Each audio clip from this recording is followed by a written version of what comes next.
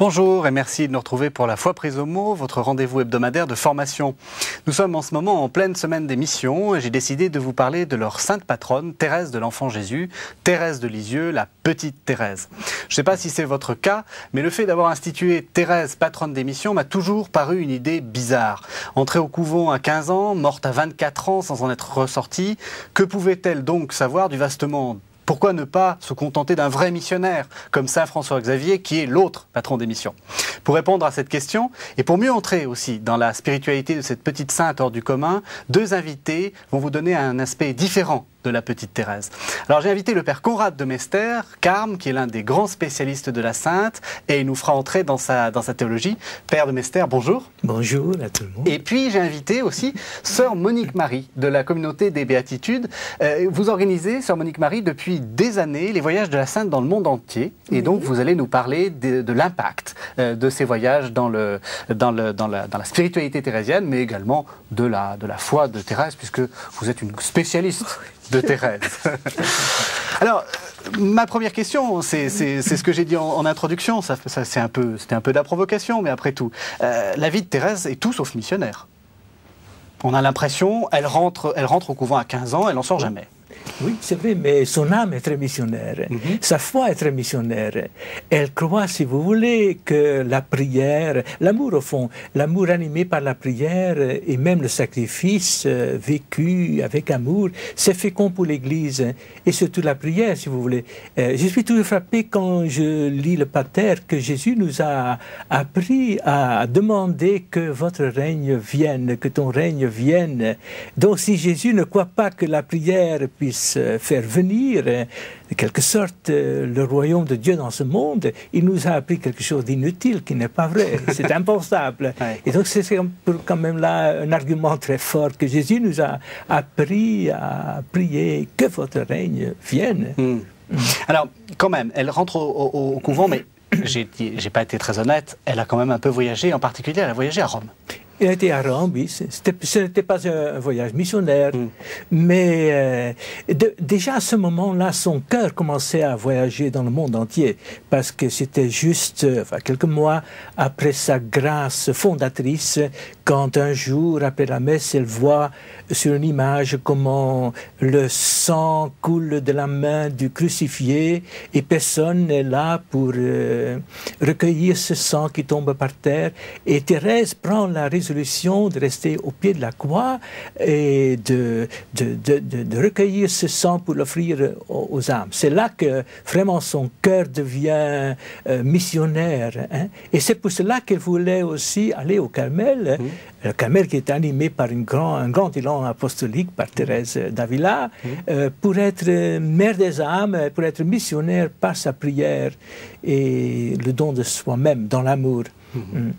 Alors, elle fait ce voyage à Rome, en fait, il faut le rappeler, parce qu'elle veut rentrer au couvent plus tôt que prévu. C'est ça, pour demander, surtout c'était le grand but, pour demander la permission au pape de pouvoir entrer au Carmel à l'âge de 15 ans, s'il vous plaît. Et ça a eu de l'importance dans ses écrits, le fait qu'elle ait voyagé à Rome, qu'elle ait rencontré le pape. Elle en parle ou pas beaucoup? Elle en parle, oui, dans le premier manuscrit biographique, autobiographique. Elle raconte assez longuement son voyage à Rome, à travers les beautés de la Suisse, l'Italie, etc., ses contacts avec les pèlerins. Et surtout, le point culminant, c'est la visite au pape et comment elle demande au pape la permission d'entrer. Alors le pape ne comprend pas très bien, il dit, mais voilà, quand Dieu le veut, évidemment, vous entrerez. Et Dieu l'a voulu que quelques mois plus tard. Ce qui est très remarquable, c'est qu'on avait fixé donc son entrée pour le jour de Pâques, et son papa lui offrait l'occasion de faire un pèlerinage en Terre Sainte, mais il fallait retarder, il fallait attendre encore un mois. Après, donc, retarder un peu son entrée. Alors elle disait à son père, non papa, je ne veux pas voir le pays, enfin c'était sa pensée, pas le pays de Jésus, mais Jésus de cette Terre Sainte. C'est pas un peu... Vous trouvez pas ça un peu bizarre, vous qui l'a fait? Elle est allée en Terre Sainte, c'est relique? Non, pas encore. Pas encore. La situation est un petit peu difficile quand même. Et qu'est-ce que ça vous évoque, cette idée qu'elle refuse finalement la mission? Non, parce que je crois qu'en entrant au Carmel, comme disait le Père Conrad, elle répond à une authentique vocation missionnaire. Le Carmel est un ordre essentiellement missionnaire. Il ne faut pas oublier que Thérèse d'Avila l'a fondé très contemplatif, mais dans ce souci de la mission. Elle avait dit « Je donnerai 1000 vies pour sauver une seule âme ».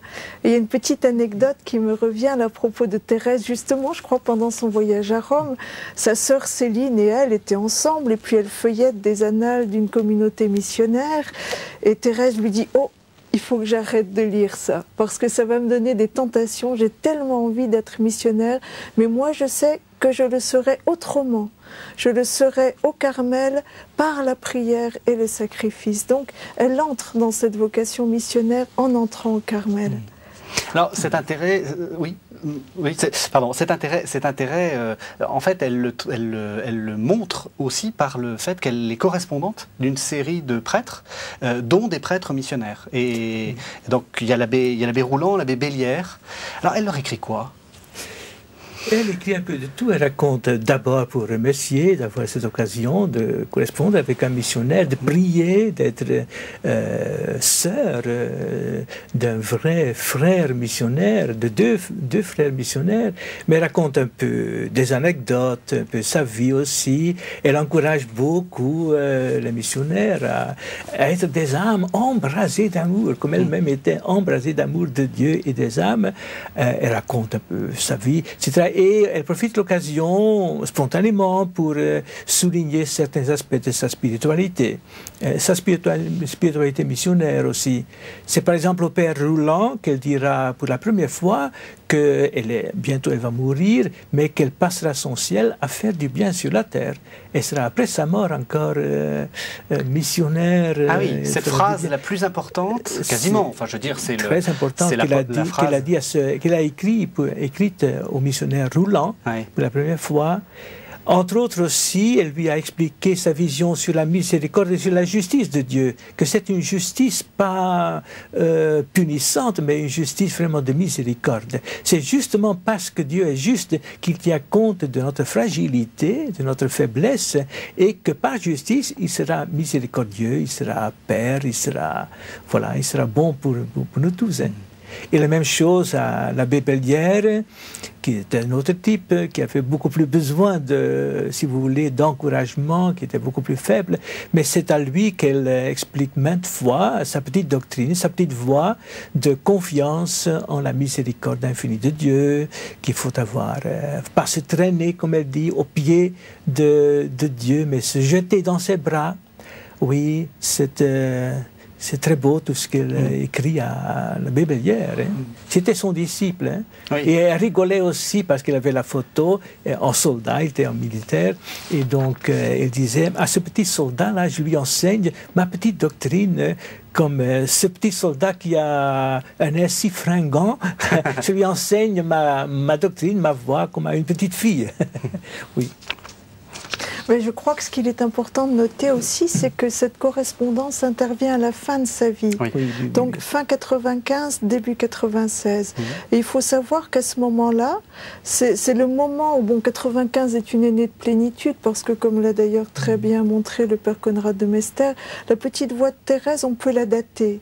Et donc on la situe à peu près fin 94, début 95, c'est ça? Il faut voir la thèse du Père. Ah oui, voilà. Et donc, c'est la référence. Voilà, ça va être une année de plénitude, elle va s'offrir à la miséricorde, mais juste après, elle va entrer dans cette double épreuve, à la fois d'une épreuve physique parce qu'elle est atteinte de la tuberculose, elle va commencer à cracher le sang, à deviner qu'elle n'en a plus pour longtemps sur cette terre, et en même temps, elle entre dans une épreuve de la foi très cruelle.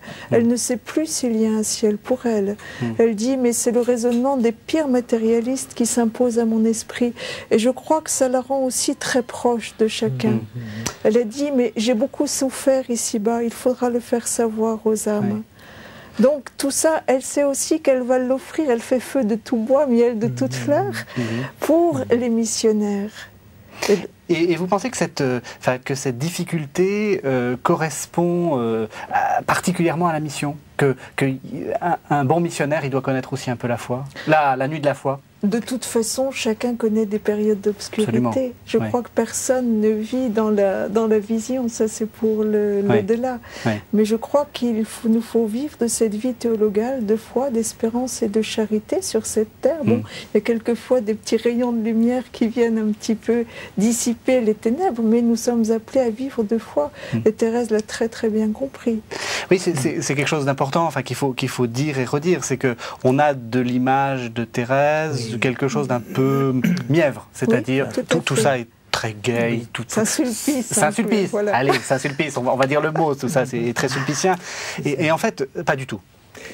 Oui, je pense que cet aspect-là, cette présentation est dépassée maintenant parce que dans les dernières, disons, 40 ans, on a beaucoup souligné le génie de Thérèse, la richesse de sa doctrine, elle est docteur de l'Église, et aussi précisément cette expérience qu'elle a eue d'une foi obscure, parfois une foi obscure, cette tentation de croire qu'il n'y a pas de ciel après cette vie. Mais justement là, elle a donné des réponses magnifiques.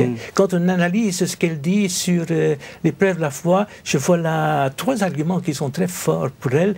D'abord, c'est l'intuition de son cœur. Quand elle regarde le monde, la nature, le corps humain, la nature cosmique et tout ça, c'est tellement beau que ça ne peut pas être fini. Et l'intuition de son cœur dit, ça ne peut pas être fini avec la mort. Et le deuxième argument, c'est quand même la foi de l'Église. Elle touche cela prudemment en disant voilà, il y a d'autres personnes plus savantes que moi qui croient et qui sont très convaincues et s'accrochent aussi à la foi de l'Église. On ne croit pas seul, on croit en groupe, on croit en Église, on croit en tradition apostolique, on croit avec l'Évangile. Et justement, c'est le troisième argument qui joue beaucoup, c'est la parole de Jésus.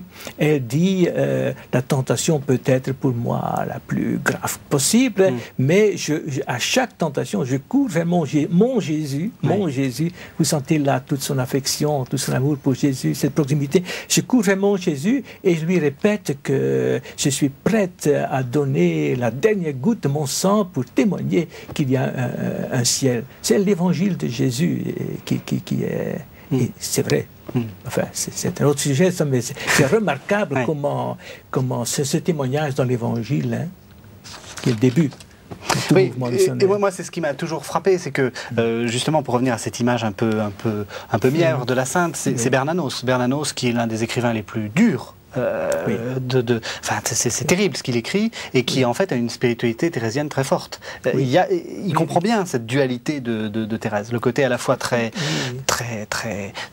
gai, enfin c'est la joie du nom d'un des livres de Bernanos, qui est d'ailleurs un des plus tristes, et quand même la douleur d'être, la nuit de la foi. Il a beaucoup souffert, beaucoup lutté, hein. C'était un tempérament très fort, qui était très marqué, comme nous savons, dans son enfance, par la perte répétée de la figure maternelle dans sa vie. Et je crois même que cette nuit de la foi est encore, quand elle sait qu'elle va mourir, qu'elle a eu ses premières hémoptysies, elle sait qu'elle va mourir, et c'est juste 2 jours après, le jour de Pâques, ou dans les jours qui suivent Pâques, que se déclenche cette tentation de croire, et s'il n'y avait pas de ciel, s'il n'y avait pas... Moi je pense que c'est un cri qui sort encore des sillons de son âme d'enfant, des sillons très labourés de son âme d'enfant qui, face à l'inconnu, face à la mort, crie de nouveau, est-ce que je ne serai pas abandonné une nouvelle fois par Mère vie, Mère terre, Mère Dieu? Et on a pu lui expliquer toutes les raisons de croire, mais ça ne suffisait pas pour enlever cette angoisse, qui était une angoisse vraiment, la profondeur de l'âme qui venait. On peut parler d'une angoisse un peu existentielle, comme vous dites, mais je me demande aussi s'il n'y a pas quelque chose de l'ordre d'une épreuve de compassion pour les âmes, justement. Si vous voulez, Thérèse a toujours voulu être identifiée au Christ. Elle a été jusque dans sa passion, et donc elle est entrée dans un mouvement de compassion pour les âmes aussi. Bien sûr, le Seigneur se sert de ce qu'on est, de nos épreuves, Vous voulez etc. dire l'espèce d'horreur qu'on ressent face à la souffrance humaine, tout bêtement. Je pense qu'elle veut dire le désir d'être corrédentrice avec le Christ, c'est ça, de conformité, de configuration au Christ crucifié et ressuscité, pour vivre sa passion corrédentrice. Ce que je vois du reste beaucoup aussi dans l'expérience d'Élisabeth de la Trinité. Oui. Plus elle avance dans la vie, plus elle désire, c'était son dernier rêve, d'être conforme à Jésus crucifié, transformé en Jésus crucifié. Et tout cela pour les âmes, pour les... Oui, parce qu'il faut expliquer aussi aux téléspectateurs que vous êtes l'auteur, on l'a vu dans une des images, vous êtes l'auteur d'une biographie d'Élisabeth de la Trinité qui vient de paraître aux presses de la Renaissance, cette spécifique de Thérèse et d'Élisabeth. Alors, moi, ce que j'aimerais qu'on revienne un peu au côté missionnaire. Et il y a une des phrases que l'un et l'autre vous avez prononcées, c'est de dire que finalement la spiritualité carmélitaine, c'était une spiritualité missionnaire. Alors moi, ça m'étonne un peu, parce que en réalité, on sait que les carmes sortent, mais les carmélites, c'est l'image même de l'enfermement, d'une certaine façon. Alors comment est-ce que Thérèse d'Avila a pu dire à la fois qu'elle fondait ou qu'elle refondait un ordre missionnaire tout en fermant les carmélites, enfermant les carmélites. C'est ça, oui. Oui, mais le Carmel est né sur la montagne du Carmel, là. Au début, c'était purement contemplatif aussi, c'était des ermites, là. Et ensuite, quand on est venu en Europe, on est devenu un ordre mixte, comme on dit, un ordre mendiant, qui fait aussi donc l'apostolat, et que même, on a eu de grands missionnaires et de grandes missions, toujours notre ordre carmélite est très missionnaire. Hein. Mais Thérèse voulait être missionnaire par Thérèse d'Avila, par la prière, par toute cette intention apostolique. Hein. Et pour elle, je pense, mais ce qu'il faut dire aussi, il y a quand même beaucoup de congrégations carmélitaines qui ne sont pas démoniaques cloîtrées, mais qui font des carmélites missionnaires, etc., apostoliques, qui font toutes sortes, comme les carmes aussi. Hein. Oui. Mais je me pose la question, est-ce qu'aujourd'hui, Thérèse d'Avila, est-ce qu'elle aurait créé la même forme-là, la clôture, vous dites l'enfermement, mais je dirais l'accent sur la solitude? Eh bien, je pense que oui. Dans sa vocation à elle, elle était tellement envahie par la présence de Dieu que pour elle, sa vocation, c'était d'aimer le Christ, adorer le Christ, aimer le Christ, mais le Christ total, le Christ missionnaire, le Christ rédempteur aussi. Et donc, je pense qu'aujourd'hui, encore, avec cette soif de Dieu, cette grâce mystique qu'elle a eue, cet envahissement de la présence de Dieu, elle aurait de nouveau, sous une autre forme peut-être, mais quand même chercher la solitude, oui, pour que, comme elle dit, seul à seul avec Dieu, mais pas dans un esprit intimiste, mais pour mieux être encore au cœur de l'Église. Voilà, la formule de Thérèse, on revient à Thérèse. Et d'ailleurs, le Carmel de Lisieux a été un des premiers carmels de France à fonder à l'étranger. Ils ont fondé donc au Vietnam. Il y a eu Saigon d'abord, ensuite Hanoï. Il y a eu une quarantaine de carmels qui sont nés à l'étranger, beaucoup en Asie, en partant du Carmel de Lisieux. Et Thérèse elle-même avait le désir de partir dans un Carmel à l'étranger. Et tout le but en fait de la vie de Thérèse, ça revient sans arrêt sous sa plume, c'est aimer Jésus et le faire aimer. Voilà, la source. Mais elle avait l'intention, elle dit que tout le temps, elle a désiré, quand elle entrait au Carmel, de partir un jour en mission. Pas pour travailler, pas pour être missionnaire active, mais pour vivre là, encore dans le don plus grand. La solitude, quitter tout ce qui lui était cher, peut-être être incomprise, pour que le don de soi-même dans l'amour soit plus grand. Et donc, elle dit que, dans son autobiographie, que ce désir de partir en mission l'a accompagné toute sa vie, toute sa vie. Hein. Mais à cause de sa maladie, elle n'a pas pu partir. Alors, je vais quand même continuer mes questions provocatrices. Et en plus, c'est une question qu'on entend très souvent, à la fois de certains chrétiens et surtout du monde non chrétien. Comment est-ce qu'on peut dire qu'on est missionnaire alors qu'on est consacré à la prière, qui est une activité, je fais volontairement, je prends d'énormes guillemets, une activité inutile, enfin qui ne sert qu'à soi. Je veux dire, on se sanctifie tranquillement dans son Carmel ou dans son monastère et on ne sert pas les autres. C'est quelque chose qu'on entend en permanence. Enfin, j'imagine qu'à Lisieux, où vous faites de l'accueil aussi, vous devez l'entendre en permanence. Alors comment on répond à ça? Alors, est-ce qu'on peut laisser répondre Jean-Paul II? Ah ben je vous en prie. Jean-Paul II a dit que le premier missionnaire, c'était le contemplatif, celui qui prie. Donc il y a cette union au Christ très forte à vivre, sinon ça devient de l'humain. Ça devient un prosélytisme humain, etc. Et la vraie mission, c'est d'abord de révéler à l'homme qu'il est aimé de Dieu. C'est aussi simple que cela. Ça, c'est à la limite de la prédication. Oui, mais en même temps, on s'appuie aussi sur l'Église et sur ce qu'on appelle la communion des saints. C'est-à-dire que ce que l'on vit d'une manière cachée, comme vous le savez bien, l'histoire de Thérèse quand elle était très malade, qui marchait quand même avec de la fièvre, une sœur la voit, dit « Mais enfin, sœur Thérèse, qu'est-ce que vous faites? Vous feriez mieux d'aller vous coucher. » Non, je marche pour un missionnaire, parce qu'elle savait que cette fatigue offerte pouvait aider un missionnaire qui n'en pouvait plus à l'autre bout de la planète. Donc vous voyez, je crois que c'est cette foi en la communion des saints. Là, c'est du symbole. Je veux dire, ça n'aide pas concrètement. C'est pas du symbole, c'est de la réalité. Je veux dire, le missionnaire, il ne reçoit pas la force de Thérèse. Si, bien sûr que si, par l'Esprit Saint. Évidemment, il ne va pas savoir que c'est Thérèse qui lui donne cette force, mais tout d'un coup, il va recevoir une force. Ça s'appelle la grâce de Dieu aussi. C'est l'article du Credo, je crois en Dieu, le Père Tout-Puissant, et aussi en l'univers visible et invisible. Donc, je crois que c'est un article de foi très important, que cette communion des saints, et Dieu sait si Thérèse y croyait, justement. Il y a pourtant quelque chose que Thérèse encore en plus eut à côté de cette grâce-là qu'elle émane, enfin que Dieu émane par elle dans le corps mystique de l'Église, c'est quand même qu'elle a eu la mission providentielle aussi d'écrire. Et elle a envoyé un très grand missionnaire dans le monde qui est l'histoire d'une âme. Un volume, bon... On dit qu'il y a peut-être un demi-milliard de lecteurs qui ont lu ce livre-là. C'est certainement une spiritualité qui a marqué le siècle passé et qui marque toujours le siècle d'aujourd'hui. Ce retour vers une vision d'un Dieu qui est vraiment Père, qui est amour, qui est miséricorde. Et Thérèse a été... Et en même temps qu'on peut vivre cet amour-là dans les petites choses de chaque jour. Bon, le cœur de l'Église, ce n'est pas seulement le Carmel, c'est partout où on aime. C'est une maman qui soigne son enfant par amour de l'enfant et de Dieu aussi. C'est nous qui préparons quelque chose peut-être de bon. C'est le travail des missionnaires, c'est tout ce qu'on fait. C'est tout ce qu'on fait les laïcs. Tout le monde a une mission.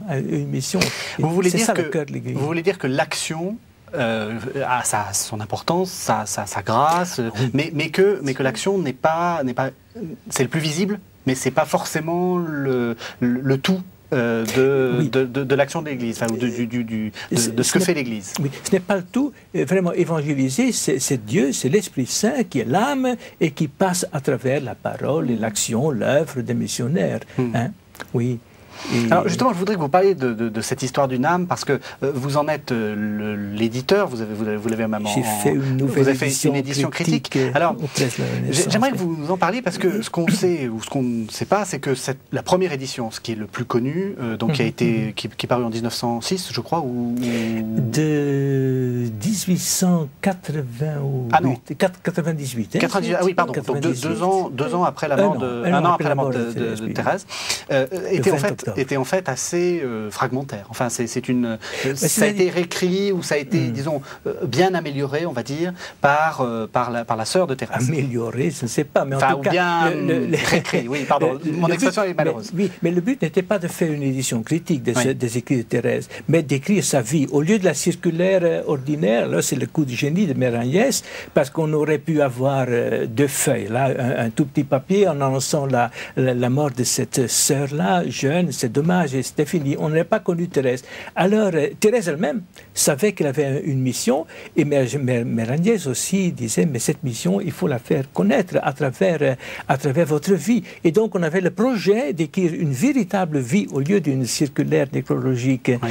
Et alors, on a profité Thérèse avait écrit donc son autobiographie pour Mère Agnès et la suite directe pour Mère Marie de Gonzague. C'était les 2 manuscrits autobiographiques.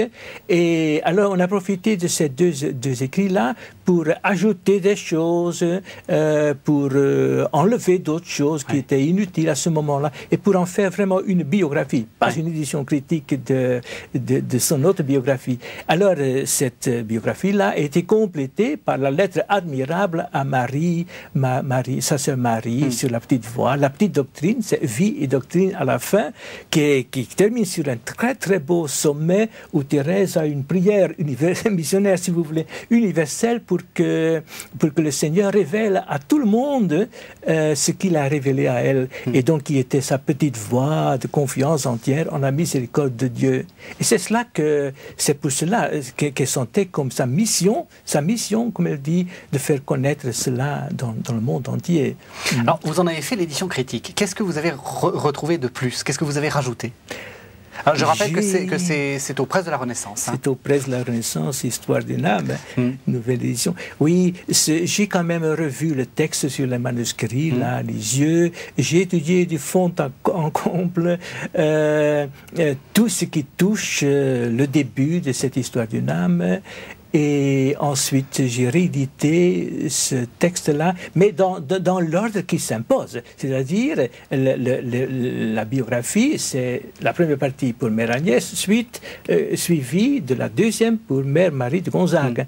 Et ensuite, comme couronnement, comme complément, ce que les sœurs ont toujours considéré comme la 3e partie de l'Histoire d'une âme, cette longue lettre à Marie. Donc, l'ordre a changé. Oui. Je suis revenu à l'ordre qui s'impose par le travail de Thérèse, A, C, B, si vous voulez. Et ensuite, ce qui est très important, ça on oublie toujours, c'est qu'on a vraiment besoin de lire d'abord le manuscrit à Mère de Gonzague avant de comprendre la lettre sublime là, à Marie Marie du Sacré-Cœur. Parce que le lecteur ne sait encore rien de la découverte de la petite voix, ni des premières hémoptésies, ni de l'entrée dans la nuit de la foi, ni de l'arrivée des 2 frères missionnaires dans sa vie. Il ne sait encore rien de tout cela si on lit d'abord la lettre à Marie, qui est en même temps le grand document de la petite voix, où elle parle. L'élan missionnaire, c'est provoqué par ces 2 frères missionnaires qui sont entrés dans sa vie. Sa nuit, quand elle parle de sa nuit, ce n'est pas l'aridité, mais c'est déjà la nuit de la foi, la souffrance physique et tout ça. C'est très important de lire d'abord le manuscrit C à Marie de Gonzague avant d'aborder cette lettre-là. Et donc c'est dans cet ordre-là. Du reste, les carmélites elles-mêmes n'ont jamais eu en tête l'idée de mettre cette lettre, de l'interpoler entre les 2 parties. C'est parce qu'elles savaient trop bien l'histoire de Thérèse. Il faut raconter tout ça et ensuite on comprendra. Et c'est dans ce sens-là que j'ai édité cette nouvelle édition critique, Histoire d'une âme, qui peut-être est un peu dur à être accepté parce que ça rompt un petit peu avec la tradition du Père François. Et oui, mais je suis convaincu de ma chose. Et je suis sûr que dans l'avenir, ça va s'imposer. Parce qu'il me semble que c'est une évidence. La recherche du Père Conrad me paraît intéressante, mais permettez-moi quand même de signaler qu'à Lisieux, toute une équipe a travaillé pendant 25 ans pour les éditions critiques de tous les écrits de Thérèse, qui a été couronné par le prix du cardinal Grant. Et c'est un point de vue, mais qui me paraît aussi bien important, de respecter la chronologie. Voilà, donc cette édition critique a été fondamentale, par exemple, pour que le doctorat soit accepté. Il fallait que ce soit fait sur tous les écrits de Thérèse. Et c'est paru aux éditions du Cerf. Voilà, l'édition du centenaire. Voilà. Mais si vous me permettez, on n'a quand même pas fait le même travail parce qu'on est revenu tout simplement au Père François Sainte-Marie. Donc moi j'ai étudié tout ce qui n'avait pas été fait, j'ai étudié toute l'histoire là et tout ce début.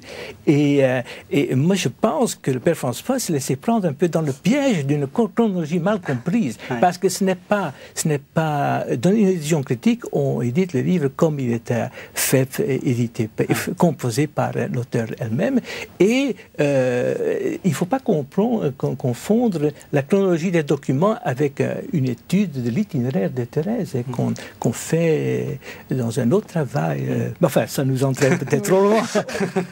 Mais on va revenir, mais non, ça ne nous entraîne pas trop loin, justement parce que c'est ce que vous disiez, c'est que finalement, moi j'ai l'impression que Thérèse est missionnaire, à la fois dans sa vie, c'est ce qu'on a expliqué, mais aussi post-mortem.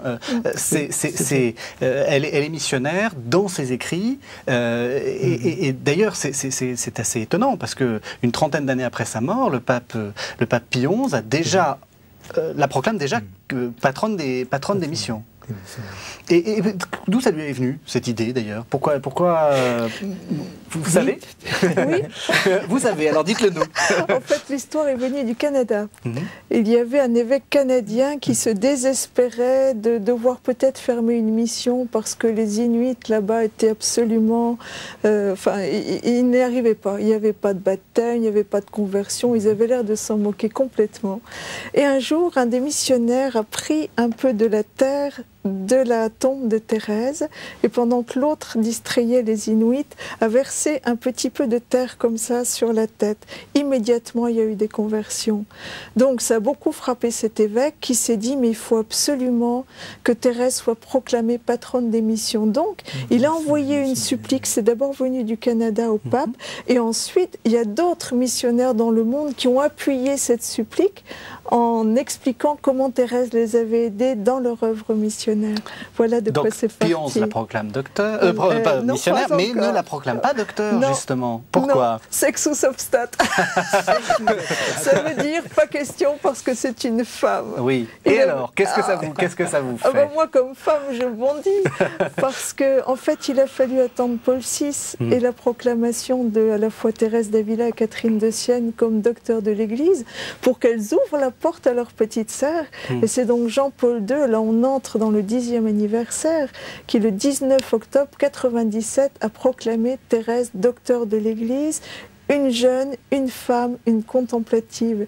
Et excusez-moi, mais c'est vrai que j'aime beaucoup quand Jean-Paul II souligne le génie féminin, ou l'importance de la place de la femme dans la théologie des saints.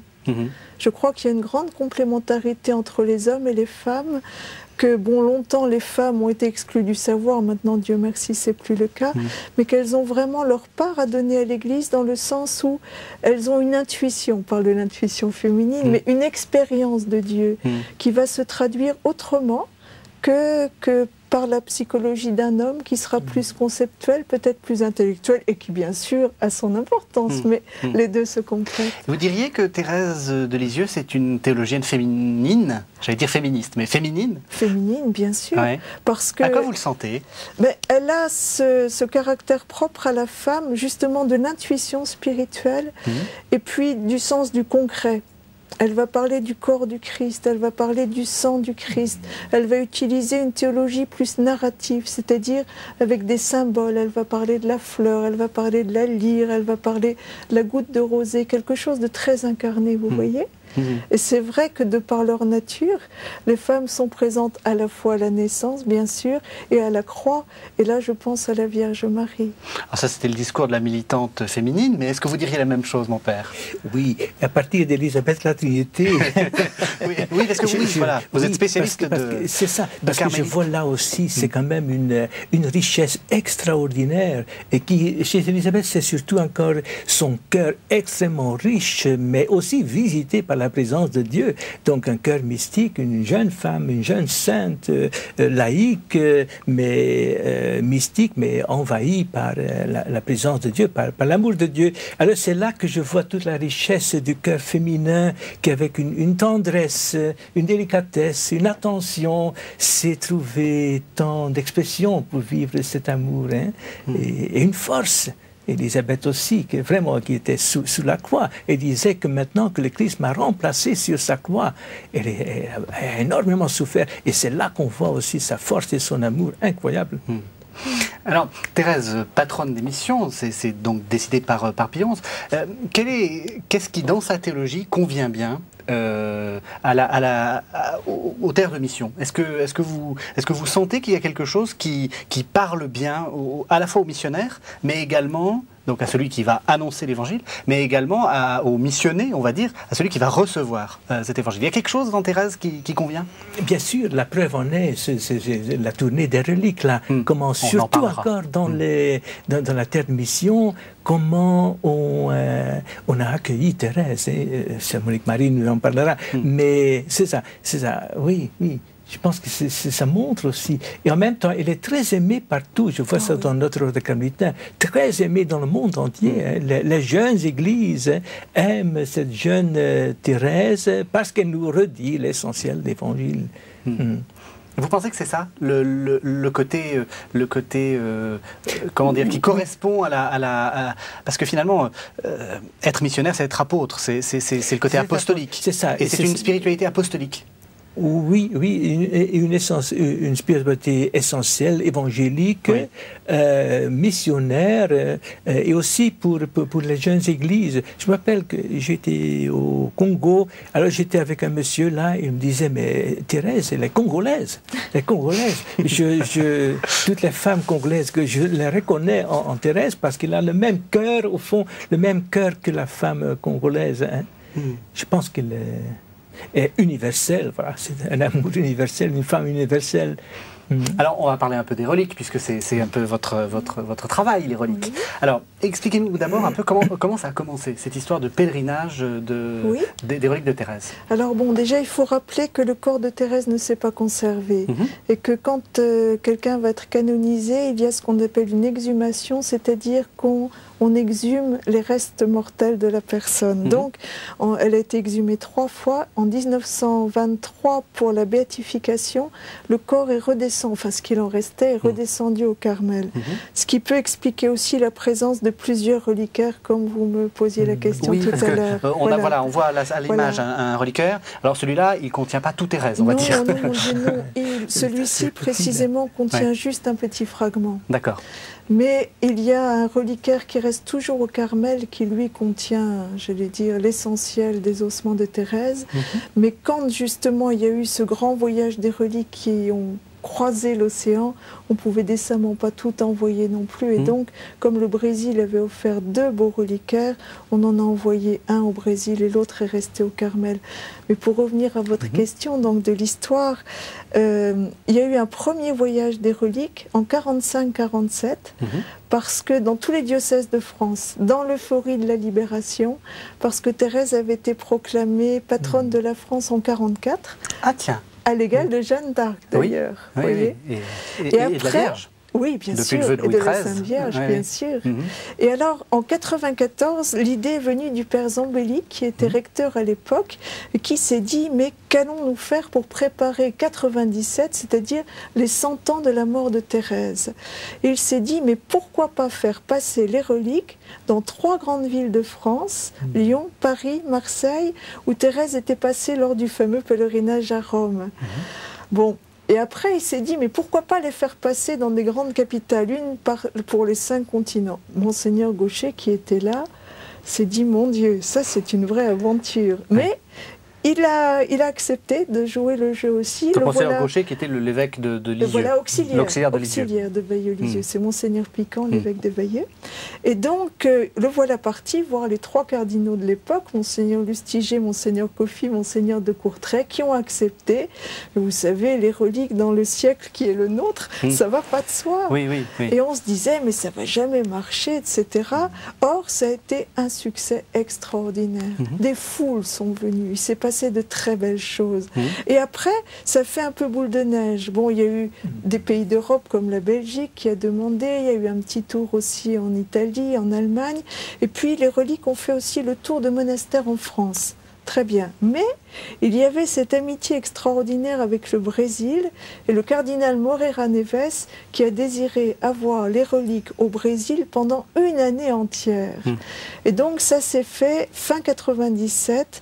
Les reliques ont croisé l'océan pour une année entière au Brésil. Et après ça a fait boule de neige. Et aujourd'hui nous en sommes à peu près plus de 40 pays, ça c'est sûr, dans les 5 continents. Et quelles que soient les cultures, quels que soient les continents, très très différents, bien sûr, les fruits sont les mêmes. Alors qu'est-ce qui se passe? Alors qu'est-ce qui se passe? D'abord, il y a beaucoup de monde. Oui. On n'arrête pas d'entendre, mais qu'est-ce qui se passe? D'où vient tout ce monde?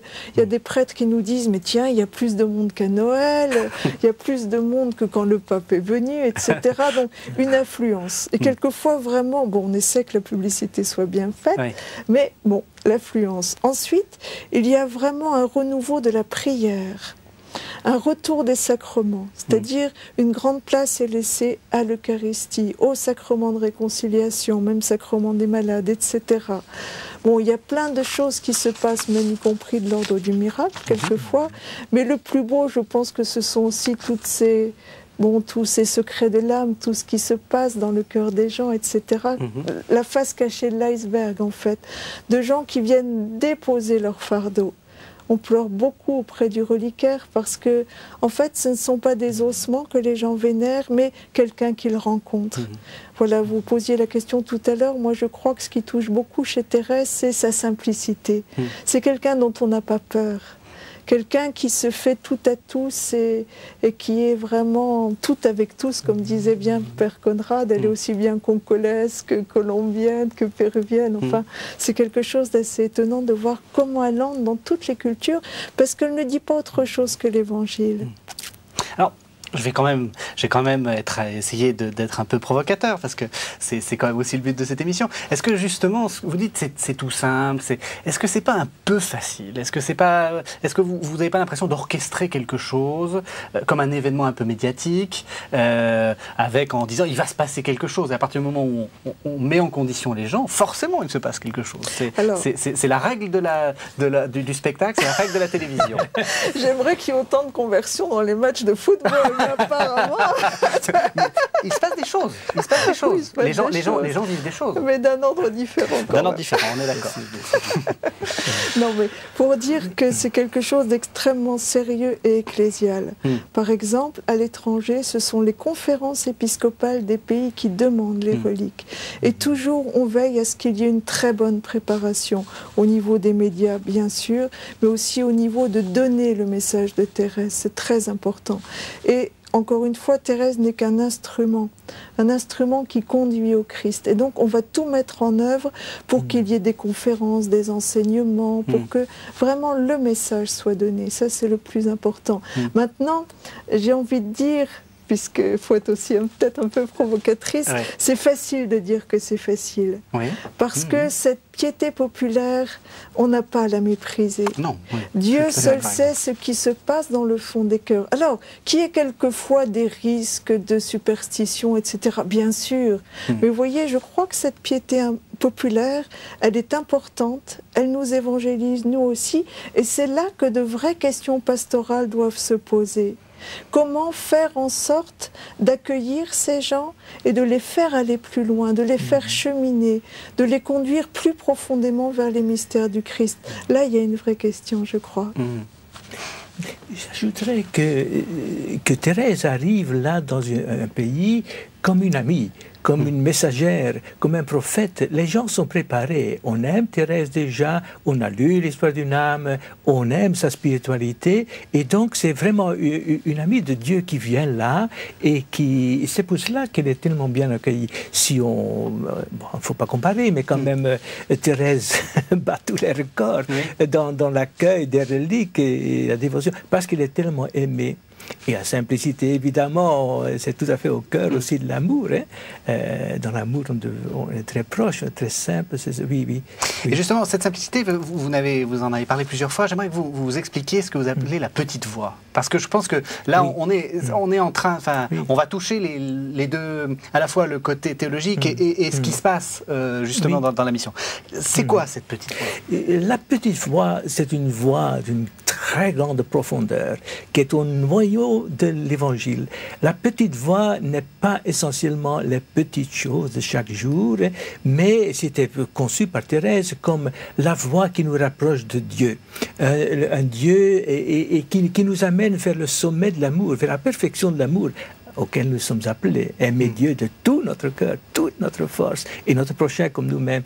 Et donc Thérèse elle-même dans sa vie, parce que la petite voix a été pensée d'abord pour elle, hein, elle constatait qu'en aimant Dieu, il y a deux choses qui lui échappent. C'est d'abord sa faiblesse qui reste. Elle reste petite, elle fait de petites fautes, elle voudrait aimer beaucoup plus parfaitement encore. Et alors, un deuxième élément qui est très important, plus on aime, plus on veut aimer le bien-aimé. Et donc, l'amour de Dieu devient toujours plus élevé, plus beau, plus sublime. Et Thérèse, de ses propres forces, n'y arrive jamais. À moins que Dieu lui-même infuse cet amour lui-même dans notre cœur, cet amour parfait, et qu'il achève notre amour imparfait. Au fond, ce que Thérèse a découvert là, c'était la découverte de Saint Paul, n'est-ce pas? C'est la grâce. Le pharisien qui voulait avec ses propres forces arriver à la perfection de la loi par les œuvres. Alors quand il rencontre le Christ, vraiment il comprend que c'est une autre spiritualité, qu'il faut se laisser aimer par Dieu, que le Christ est l'envoyé de Dieu, il reconnaît, et qu'il envoie son esprit. Donc ce n'est plus mon propre travail par ma fidélité aux œuvres prescrites par la loi qui me perfectionne, mais c'est la grâce de l'Esprit Saint, qui est l'Esprit de Jésus, l'Esprit du Père, qui va nous acheminer vers la sainteté. Alors Thérèse exprime ça même au moment de sa découverte, elle a été très touchée. Je disais tout à l'heure qu'elle était très frappée aussi, très blessée par la perte répétée de la figure maternelle. Oui. Alors, à un certain moment, elle va lire dans l'Ancien Testament, dans un texte, que Dieu, c'est rarement dit, Dieu est comparé à une mère. Mais ce n'est pas souvent dit dans l'Ancien Testament, ni dans le Nouveau. Et alors, quand Thérèse dit que Dieu est comme une mère qui caresse son enfant, qui veut le combler, elle a été profondément touchée par cela. Et ça, c'était l'eureka, la grande découverte. Dieu est amour maternel, paternel. Il est père et mère à la fois. Et c'est lui qui va me porter comme un enfant. Mais là, comme c'est différence et ressemblance en même temps. Et donc, il faut que ça devienne une voie de confiance en son amour miséricordieux. Le noyau, c'est Saint Paul, c'est l'Évangile. Hein? Dieu nous aime, ayez confiance en lui et essayez de l'aimer, mais surtout attendez tout finalement de Dieu qui remplira nos mains vides. Thérèse voulait mourir les mains vides, c'est Dieu qui remplira nos mains vides. Alors, la question, c'est pourquoi est-ce que ça marche mieux que Saint Paul ? Puisque on a l'impression que, je vous vois être scandalisé par ce que je raconte. Non mais ce que je veux dire, c'est-à-dire que non mais parce que moi-même j'ai beaucoup travaillé Saint Paul et j'aime beaucoup Saint Paul, mais je me heurte à chaque fois que j'explique Saint Paul à des gens qui me disent oh non, Saint Paul trop compliqué, pas possible, trop difficile, trop difficile à lire, etc. Alors qu'on a l'impression que Thérèse c'est plus facile. On a l'impression que les gens ont une. Alors pourquoi ça marche mieux ? Qu'est-ce qui fait que ça marche mieux ? s'est réduit, je pense, à la plus grande simplicité. Avoir confiance en Dieu qui est mère, qui est père, être comme un enfant. Comme c'est différent, c'est ressemblance en même temps, mais différence aussi. Hein. Un enfant très adulte, si vous voulez. La seconde enfance, la seconde maturité. Et voilà, c'est cette confiance-là. Là.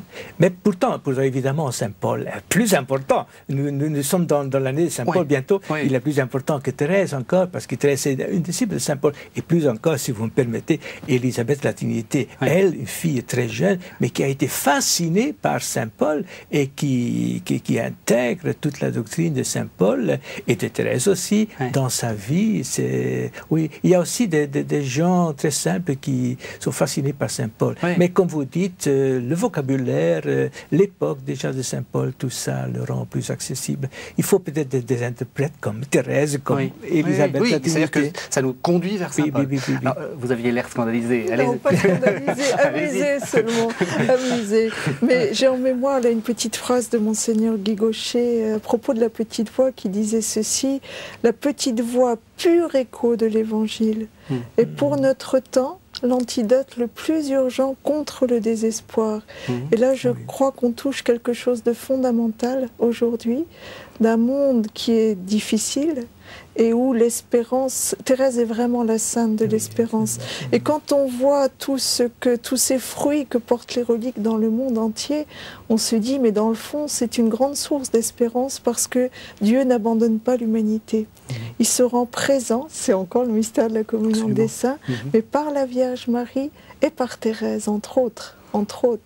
Mais c'est vrai qu'elle y contribue beaucoup, notre petite Thérèse. Et ce qui est très intéressant, c'est quand elle est en pleine nuit de la foi, le 9 juin, quand elle dit « là, je vais vers le néant », c'est encore le même jour qu'elle écrit à la Bébélière « je ne meurs pas, j'entre dans la vie, et du haut du ciel, je vais vous enseigner encore beaucoup de choses, je vais vous dire beaucoup de choses ». Et c'est ce qu'elle est en train de faire encore un siècle plus tard.